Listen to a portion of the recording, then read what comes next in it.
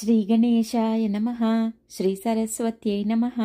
శ్రీపాదవల్లభ నరసింహ సరస్వతి. శ్రీ గురుదత్తాత్రేయాయ నమః. శ్రీ గణపతి సచ్చిదానంద సద్గురుభ్యో నమః. శ్రీ గణపతి సచ్చిదానంద 36వ అధ్యాయం. పాత తప్పుకు కొత్త బహుమతి.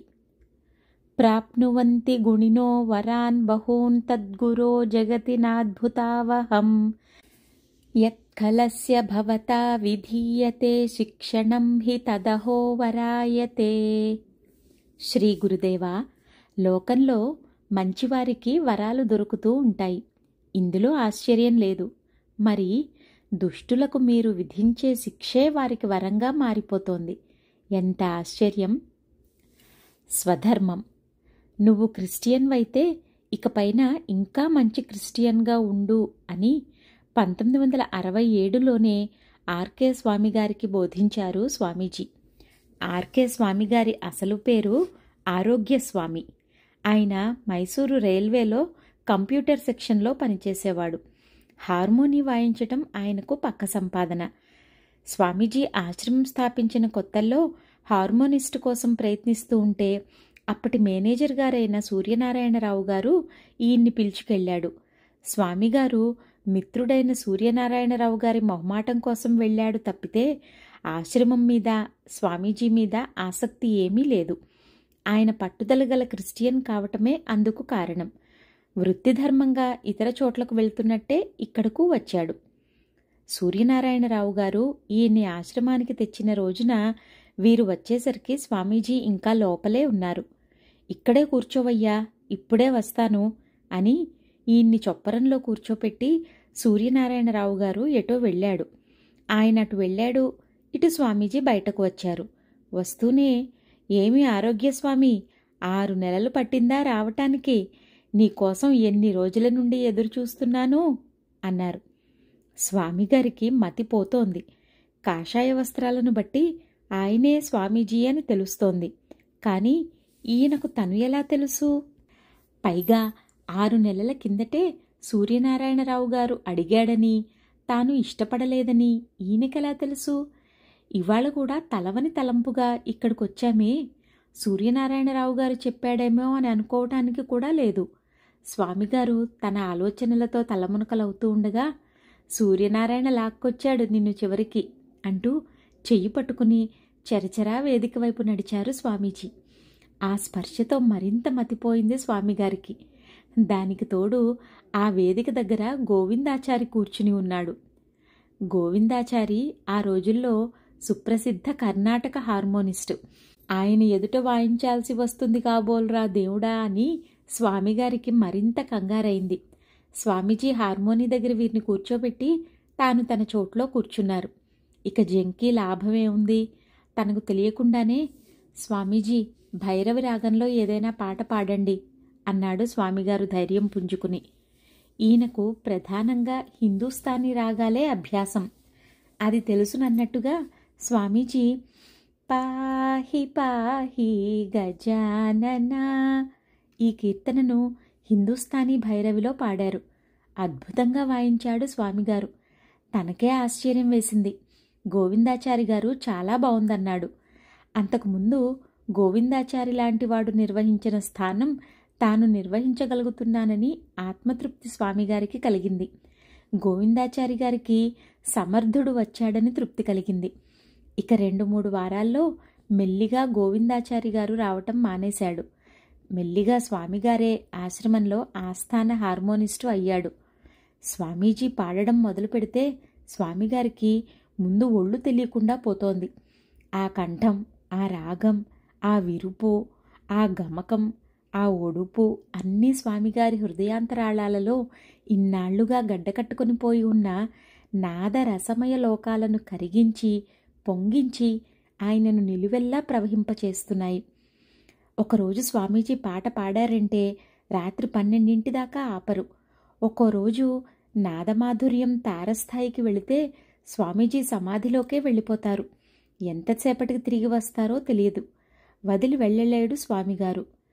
ఒక్కరోజు స్వామీజీ రాగం నిగిడించి నాదం సారిస్తే స్వామిగారి హృదయంలో ఎక్కడో దాగి ఉన్న ఏ నిగూఢ సంస్కార తంత్రులో కదిలి ఏ జన్మాంతర సంస్కారాలో స్పందించి ఆవేశమో ఆనందమో ఆవేదనో అర్థం కాని ఉద్రేకంలో తన్ను తానే మరిచిపోయి బావురుమని ఏడుస్తాడు. ఒక్కోసారి తను హార్మోనిస్ట్ అని, స్వామీజీ గాయకుడు అనే మాట మర్చిపోయి చొప్పరం దద్దరిల్లే ఉచ్చైస్వరంతో స్వామీజీ పాటను తనే అందుకుంటాడు. ఆ పాటలో గోవిందా అనే ఉంటుందో, రామ అనే ఉంటుందో, శివ అనే ఉంటుందో, భవానీ అనే ఉంటుందో, దత్త అనే ఉంటుందో, ఏది ఉంటే అదే అందుకుంటాడు. నిజానికి ఆయన స్వబుద్ధితో అందుకోవటం కాదది. అది ఒక రసావేశ పారవశ్య స్థితి.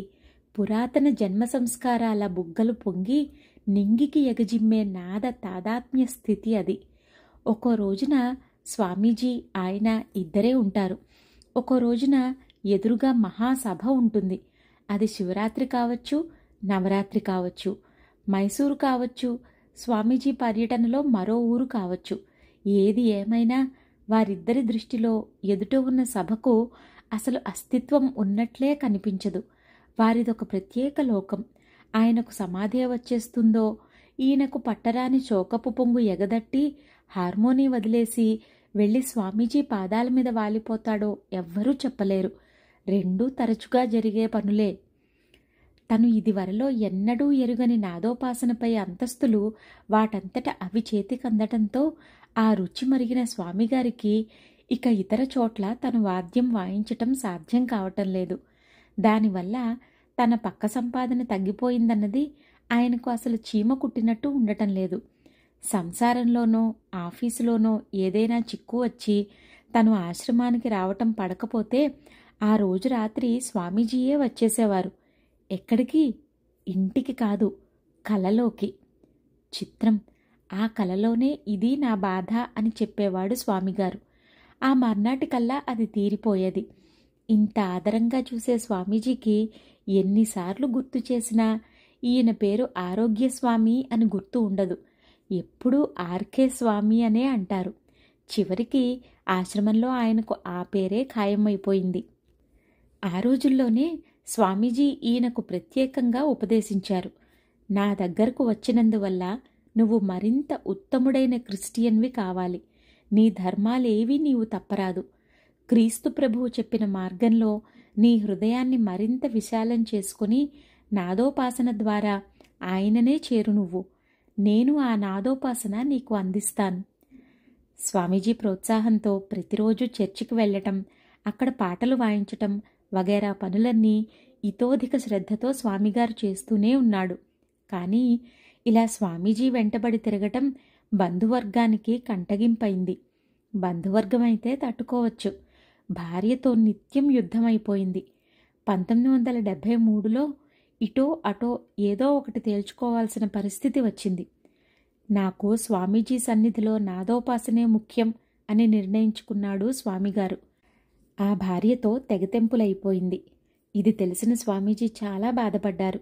ఆశ్రమంలో కూడా కొందరు శివరాత్రి లాంటి మహాపర్వం రోజున కూడా ఈ క్రిస్టియన్ గానం చేస్తూ ఉంటే వినాల్సి వస్తోందని, అలాంటి పరవడి రోజుల్లో కూడా స్వామీజీ ఈయనతో మమేకమైపోయి ముట్టుకుంటున్నారని గురగురలు మొదలుపెట్టారు.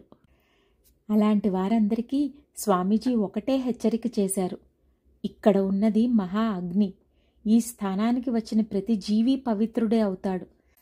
అది మహాపర్వదినమైతే మరింత ఎక్కువగా పవిత్రుడవుతాడు. దీనికి వ్యతిరేకంగా ఆలోచించేవారు అగ్నితో ఆటలాడుతున్నవారవుతారు. దాంతో ఆశ్రమంలో గురగురలు టక్కున ఆగిపోయాయి. అక్కడ భార్యను వదిలేసి 2 మగపిల్లలు 1 ఆడపిల్లతో సంసారం ఈడుస్తున్న స్వామిగారికి అనేక విధాల సాయం అందిస్తున్నారు స్వామీజీ. స్వామీజీ పర్యటనలకు వెళ్ళినప్పుడల్లా ఉద్యోగానికి సెలవు పెట్టి వెంట వెళుతున్నాడు స్వామిగారు.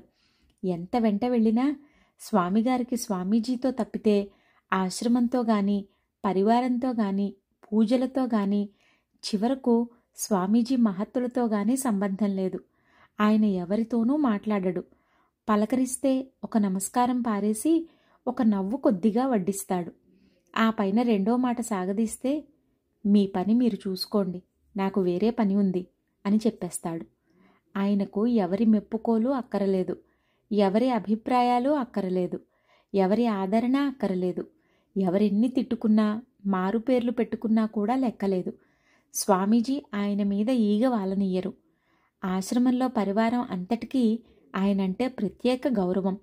అంతా బాగానే ఉంది గాని ఆయనకు సిగరెట్లు తాగుడు పోలేదు. వీటి కోసం బయటకు పోయి వచ్చేవాడు.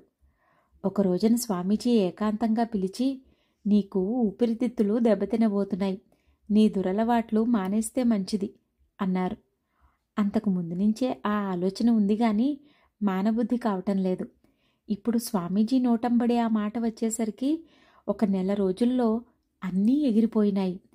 చివరకు మాంసాహారం కూడా ఎగిరిపోవటంలో ఆశ్చర్యం లేదు.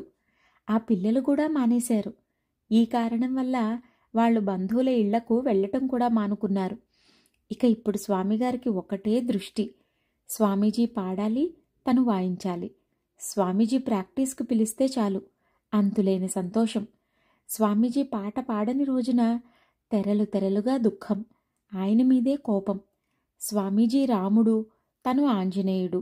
ఇదే ఆయన ఉపాసన. ఈ మార్పు వచ్చినాక స్వామిగారికి మరో కొత్త మెట్టు అందసాగింది.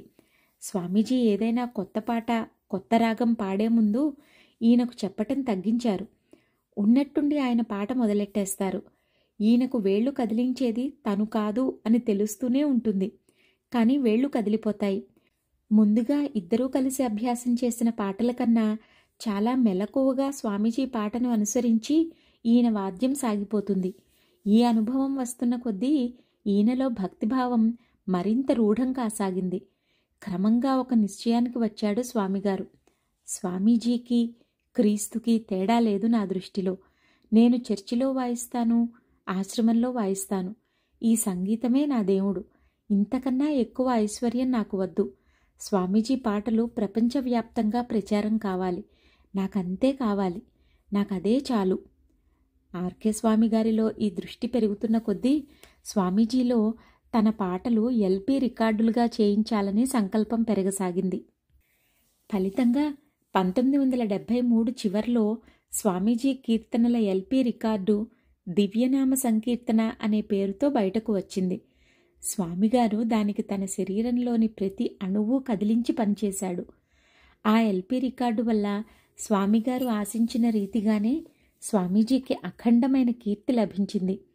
దీనినే సాధనంగా ఉపయోగించుకుని దేశ విదేశాలలో అనేక మంది పూర్వజన్మ బంధువుల చిత్త సంస్కారాలను నిద్రలేపి తన దగ్గరకు చేర్చుకున్నారు స్వామీజీ. ఇక పై సంవత్సరాలలో కూడా ఇలాంటి ఎల్పి రికార్డులు, ఆడియో క్యాసెట్లు శరవేగంగా వచ్చాయి. వీటన్నింటిలోనూ స్వామిగారి పాత్ర ఉంది. 1976 ప్రాంతంలో పదవీ విరమణ చేసిన స్వామిగారు ఆ పైన సుమారు 10 ఏళ్లు ఆశ్రమంలోనే ఉండి స్వామీజీతో స్వదేశ విదేశ పర్యటనలు అన్నింటిలోనూ పాల్గొని ప్రస్తుతం వార్ధక్యం వల్ల పిల్లల దగ్గర విశ్రమిస్తున్నాడు. ఈ ఎల్పి రికార్డులతో ఢిల్లీలో ఒకసారి స్వామీజీ చేసిన చమత్కారం వినోదకరంగా ఉంది. ఈ ఎల్పి రికార్డులు తీసుకుని ఒకసారి ఢిల్లీ వెళ్లారు స్వామీజీ. అక్కడ అవి వినటానికి చరణ్ గారు అనే ఒక పెద్ద మనిషి దగ్గర నుంచి రికార్డ్ ప్లేయర్ తెచ్చారు ఢిల్లీ భక్తులు. భక్తులంతా ఎంతో ఆనందంగా వింటున్నారు. ఇంతలో తిరుగుతున్న ఆ రికార్డు మీద ఒక పక్కన తన వేలు పెట్టారు స్వామీజీ. అదో సరదా కాబోలు. ఆ సంకీర్తన పాటతో పాటు సిలోన్ రేడియో కార్యక్రమాలు కూడా వినిపించసాగాయి. అదేదో ప్లేయర్లో లోపం అని అందరూ భావించసాగారు. స్వామీజీ తన వేలు తీసేశారు. అయినా 2 రకాల గానాలు వినిపిస్తున్నాయి. ఆ ప్లేయర్లో వేరే టేప్ రికార్డర్ కానీ ట్రాన్సిస్టర్ కానీ ఉండిపోయిందేమోనని కొందరు అనుమానించారు. చివరికి దాని సొంతదారైన చరణ్ గారిని పిలిచారు. ఆయన వచ్చి అంతా చూసి, ఇది మా ఇంట్లో చక్కగా పనిచేస్తోంది, దీని లోపల వేరే ట్రాన్సిస్టర్ వగైరాలేవీ లేవు, ఇది ఇక్కడ ఇలా ఎందుకు జరుగుతోందో తెలియటం లేదు అన్నాడు. అలా అని దాన్ని పూర్తిగా ఆపేశాడు. అయినా 2 పాటలు వినిపిస్తూనే ఉన్నాయి.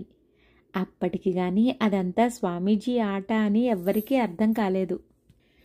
ఢిల్లీ పర్యటన ప్రారంభించిన దగ్గర నుంచి స్వామీజీ అక్కడ భక్తులను దగ్గరకు లాక్కునే విధానం ఇతర స్థలాలతో పోల్చి చూస్తే కొంత భిన్నంగానే కనిపించింది. కొత్త వాళ్లల్లో కొందరిని పేరు పెట్టి పిలవటం, వాళ్ల చరిత్రలు ముందే చెప్పటం, ఇలాంటివన్నీ ఈ ఢిల్లీలోనే అధిక సంఖ్యలో జరగటం ఒక విచిత్రమే మరి. అంతకన్నా చిత్రమైనవి కూడా ఇక్కడే జరిగాయి. ఢిల్లీలోని టీబీ హాస్పిటల్లో బెర్నార్డ్ అనే ఆయన వైద్యం చేయించుకుంటున్నాడు. ఆయన పక్క మంచంలో ఉన్న మరో రోగి రోజు పొద్దున్న సాయంత్రం స్వామీజీ ఫోటో పెట్టుకుని పూజ చేస్తున్నాడు. అది చూసి స్వామీజీ ఎవరు, ఏమిటి అని వివరాలు అడిగాడు బెర్నార్డ్ గారు. ఆ వివరాలు తెలుసుకున్నాక ఆశ పుట్టి తను స్వామీజీని ప్రార్థించసాగాడు. ఆకలిగా ఉన్నప్పుడు అమ్మ విలువ మరింత బాగా తెలుస్తుంది కదా. ఈ బెర్నార్డ్ గారికి ఊపిరితిత్తులలో చిల్లి ఉన్నది. దానికి శస్త్రచికిత్స తప్పదన్నారు వైద్యులు. అది తప్పించమని స్వామీజీని ప్రార్థిస్తున్నాడు ఈయన. ఒక రోజున ఆయనకు ఒక కల వచ్చింది. తనను ఆపరేషన్ గదిలోకి తీసుకువెళ్లారు. అంతా సిద్ధమై ఉంది. ఇంతలో స్వామీజీ ఆ గదిలోకి వచ్చి, బెర్నార్డ్, భయపడకు, నీకు అంతా తగ్గిపోయింది, ఆపరేషన్ అక్కరలేదు అని చెప్పారు. ఆపదలో ఉన్నవారికి ఇలాంటి ఆశాసౌధాలు మామూలే. అందుకనే బెర్నార్డ్ గారు డాక్టర్లకు తన కల గురించి చెప్పినప్పుడు వాళ్ళు సానుభూతిగా నవ్వి ఊరుకున్నారు తప్పితే ఆపరేషన్ ప్రయత్నాలు ఆపలేదు. కానీ బెర్నార్డ్ గారు ఆపరేషన్ చేయించుకోనని, అసలు ముందు తనను ఒకసారి పరీక్షించి చూడమని పట్టుబట్టాడు. ఆ పట్టు మరీ మొండిగా ఉండటం వల్ల సరే చదువుకున్నవాడు కదా అని విలువిచ్చి ఆయన తృప్తి కోసం మళ్ళీ ఎక్స్రే తీశారు డాక్టర్లు. మీరు చెప్పింది నిజమేనండోయ్, ఎక్స్రేలో దోషం ఏమీ కనిపించటం లేదు, ఆపరేషను ప్రస్తుతానికి ఆపుదాం అన్నారు వైద్యులు. ఇక బెర్నార్డ్ గారికి స్వామీజీ యందు భక్తి బిగిసిపోవటంలో ఆశ్చర్యమేముంది? ఇతర ప్రాంతాలన్నిటా భక్తులు వెంటపడి తిరగ్గా పరీక్షలు పెట్టి చివరకు రక్షించే స్వామీజీ ఇక్కడ మాత్రం ఇలా దర్శనమైనా కాకముందే భక్తులకు నిదర్శనాలు చూపిస్తున్నారు. ఇది గమనించినప్పుడు వీరందరికీ స్వామీజీతో జన్మాంతర బంధుత్వం ఏదైనా ఉందేమో అని తప్పకుండా అనిపిస్తుంది. ప్రాణదానం. ఢిల్లీ కృష్ణకుమార్ గారితో నువ్వు జన్మాంతర బంధువువి అని స్వామీజీ అన్నప్పుడు అదేమైనా సాంకేతిక భాషేమో అనే అనుమానం రావటం సహజమే. కానీ కైలాస్ గారి విషయంలో అలాంటి అనుమానాలకు ఎక్కువగా తావు ఉంచలేదు స్వామీజీ. ఢిల్లీలో ఫ్రేమ్ ఆర్ట్ ప్రెస్ సుప్రసిద్ధమైనది. కళాత్మకమైన ముద్రణలు చేయటం వాళ్ల ప్రత్యేకత. కోటీశ్వరులు, 5 నక్షత్రాల హోటళ్లు మొదలైన బడావాలాల పనులు చూసే ప్రెస్సు అని చెబితే అర్థమవడానికి తేలిగ్గా ఉంటుంది. ఆ ప్రెస్సు వారి కొడుకుల్లో కైలాస్ తల్వార్ గారు ఒకడు. జర్మనీలో ముద్రణ మర్మాల గురించి ప్రత్యేక అధ్యయనం చేసి వాటి అభివృద్ధిని ఆకళించుకుని వచ్చిన కైలాస్ గారు ప్రస్తుతం ఢిల్లీలోని సొంత ప్రెస్సులోనే పనిచేస్తున్నాడు. ఈయన ఒక రోజున తన కార్యాలయంలో ఉండగా ఢిల్లీ జ్ఞానబోధ సభ కార్యదర్శి కృష్ణకుమార్ గారు వచ్చి తమ జ్ఞానబోధ సభకు ఒక సువనీర్ ముద్రించమని వ్రాతప్రతులు ఇచ్చాడు.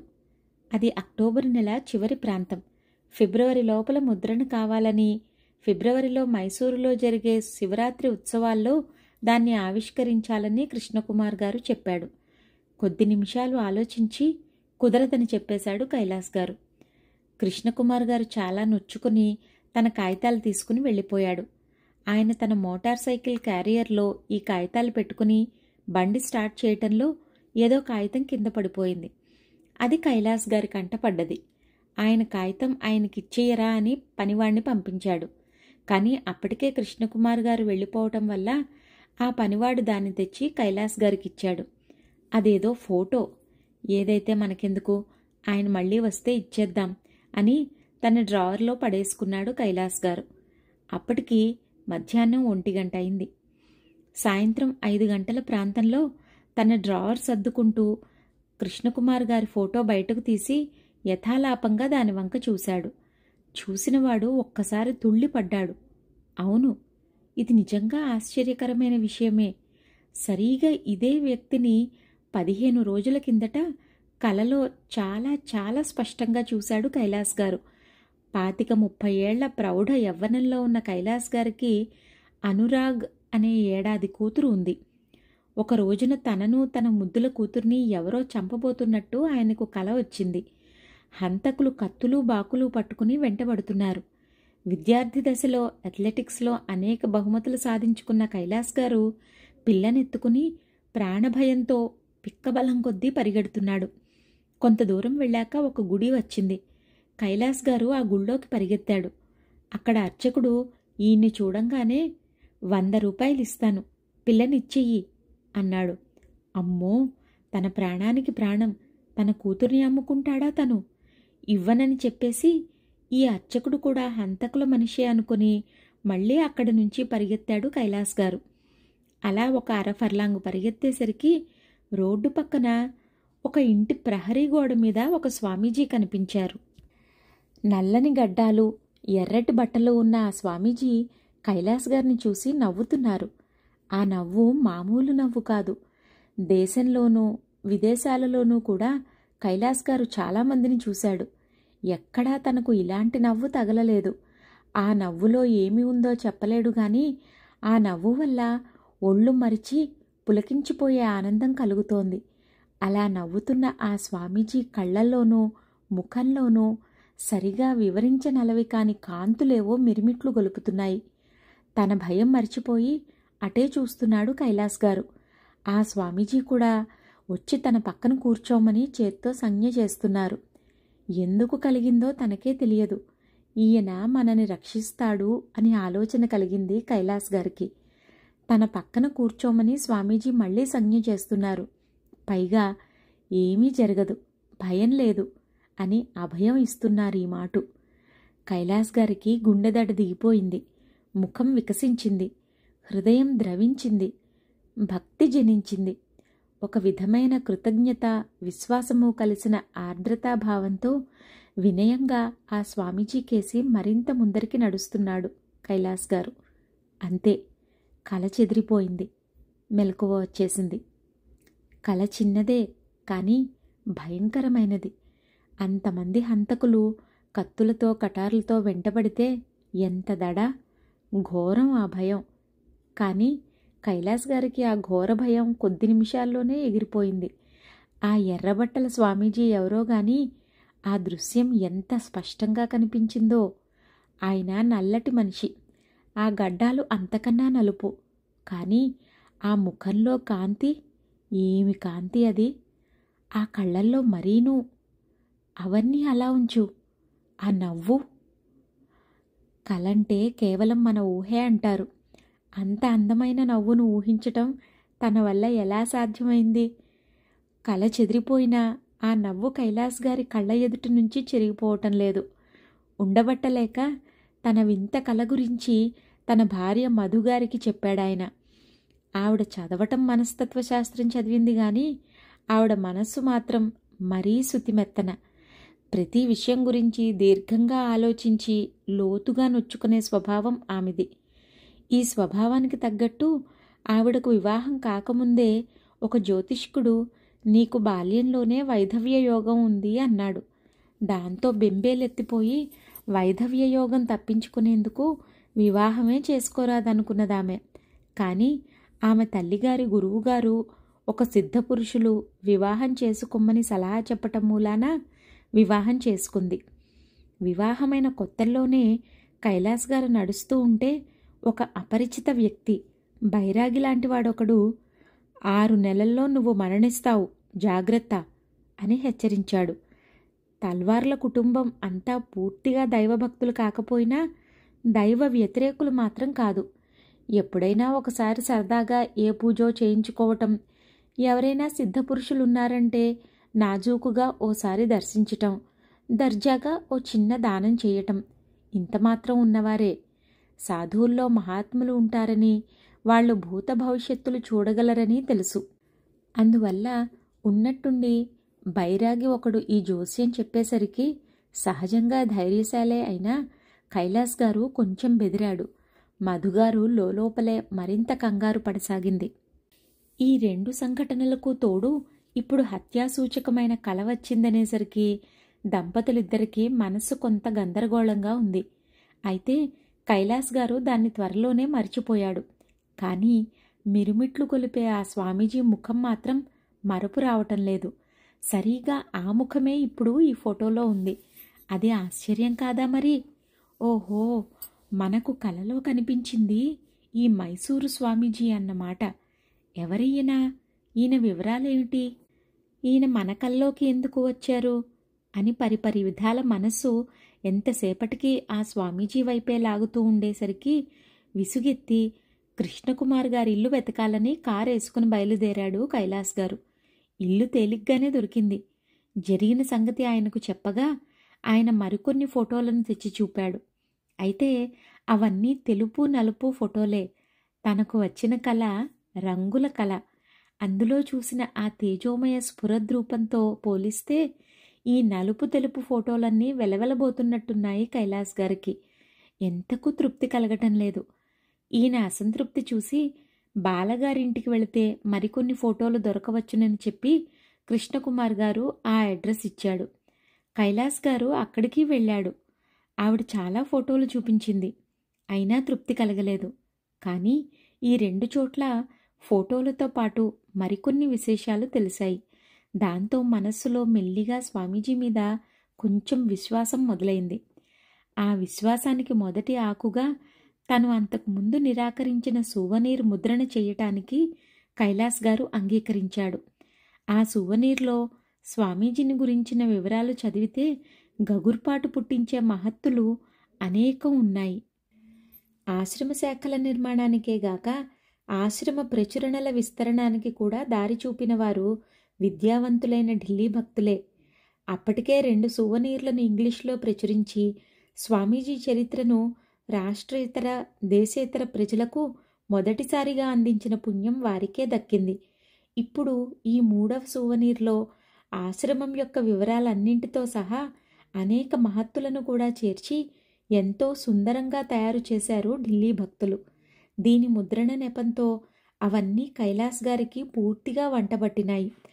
ఆయన ద్వారా అప్పటికి మరోసారి చూలాలై ఉన్న ఆయన భార్య మధుగారికి కూడా ఇవన్నీ పూర్తిగా వంటబట్టినాయి. ఈ ముద్రణ జరుగుతూ ఉండగా ఒకరోజు రాత్రి 10 గంటల వేళ కృష్ణకుమార్ గారు కైలాస్ గారికి ఫోన్ చేసి, మీరు స్వామీజీతో మాట్లాడతారా అన్నాడు. అలాగే అన్నాడు ఈయన. ఎక్కడి నుంచి మాట్లాడుతున్నాడో గాని ఆయన ఒక ట్రంక్ కాల్ లైన్ని ఈయన ఫోన్కి జతపరిచాడు. ఫోన్లో స్వామీజీ గొంతు వచ్చింది. ఎలా పలకరించాలా ఏమనాలా అని కైలాస్ గారు తేల్చుకునే లోపల స్వామీజీ గొంతు హిందీలో మాట్లాడసాగింది. ధైర్యంగా ఉండు అని. అదే మొదటి మాట. ఆ తరువాత ఏదో 1-2 మాటలు సువనీర్ గురించి మాట్లాడారు స్వామీజీ. అంతే, అంతకన్నా ఏమీ లేదు. ధైర్యంగా ఉండు అనే మాట కైలాస్ దంపతులకు 2 రకాలుగా అన్వయించింది. ఒకటి కైలాస్ గారి యాక్సిడెంట్ విషయం. రెండోది ఈ మాట కూడా ఆడపిల్లే పుడుతుందేమో అని వాళ్లకు మరో భయం ఉంది. ఆవిడకు మొదటి కాన్పు సిజేరియన్ ఆపరేషన్ చేసి బిడ్డను తీశారు. రెండో కాన్పు అంతే అవుతుంది కదా. ఇక 3వ గర్భం రాకుండా ఆపరేషన్ చేస్తారు. కనుక ఇక మగపిల్లలు పుట్టరేమో అని వాళ్లకు భయం. కొంతమంది జ్యోతిష్యాలు కూడా ఆడపిల్లే పుడుతుందని చెప్పారు. అందువల్ల కూడా వాళ్ళు ఒక విధమైన అధైర్యంలో ఉన్నారు. అందుచేత ఈ 2 విషయాలలో ధైర్యంగా ఉండమని స్వామీజీ చెబుతున్నారని వారికి తోచింది. ఆ ఊహ వాళ్లకు కొంత ఊరటనిచ్చింది. అనుకున్న సమయానికి సువనీర్ అందించిన కైలాస్ గారు ముద్రణ వ్యయం తీసుకోవటం బదులు, మీరు శివరాత్రికి వెళ్ళినప్పుడు స్వామీజీకి సమర్పించండి అని తనే ఒక 500 రూపాయలు కృష్ణకుమార్ గారికి ఇచ్చాడు. 1974 శివరాత్రి నాడు మైసూరాశ్రమంలో జరిగిన మహోత్సవంలో ఆ సువనీర్ విడుదలైంది. స్వామీజీ బాలగారి ద్వారా కైలాస్ గారికి విభూతి ప్రసాదం పంపించారు. ఫిబ్రవరి 26వ తారీఖు నాడు ఆ భస్మం స్వీకరిస్తూ మధుగారు, మగపిల్లవాడు పుట్టాలనే స్వామీజీని ప్రార్థించండి అంది భర్తతో. ఆ మర్నాడు ఆమెను హాస్పిటల్లో చేర్చి తను బయట కూర్చుని కొత్తగా అచ్చైన స్వామీజీ సువనీర్ తిరిగేస్తూ ఉంటే అందులో ఉన్న స్వామీజీ ఫోటోలో స్వామీజీ పాదాల దగ్గర ఒక మగపిల్లవాడు పాకుతున్నట్టు కైలాస్ గారికి కనిపించింది. ఇది ఇలా కనిపిస్తూ ఉండగానే ఆయన తల్లి వచ్చి మగపిల్లవాడు పుట్టాడని చెప్పింది. సిజేరియన్ ఆపరేషన్ సుఖంగా జరిగిపోయి తల్లి పిల్ల ఆరోగ్యంగా ఉన్నారు. ఈ పిల్లవాడికి స్వామీజీ చేత పేరు పెట్టించాలని దంపతులకు కోరిక బయలుదేరింది. కైలాస్ గారు స్వామీజీకి ఒక ఉత్తరం రాశాడు. ఇంకా కంటితో చూడనైనా చూడని ఈ భక్తుడి కొడుక్కి గురుప్రసాద్ అని పేరు పెడుతూ ఒక టెలిగ్రామ్ పంపారు స్వామీజీ. ఉత్తరాది వాళ్లకు కడుంగడు వింతైన ఈ పేరు చూసి ఇంట్లో అంతా నవ్వారు. అయితే ఈ పేరు పెట్టి తీరాల్సిందే అన్నాడు కైలాస్ గారు. ఆజానుబాహులైన స్ఫురద్రూపంతో పాటు ఎవరినీ లెక్క చేయని తలబిరుసు కూడా కైలాస్ గారికి భగవత్ప్రసాదమే మరి. 36వ అధ్యాయం కొనసాగుతోంది. జయ గురుదత్త.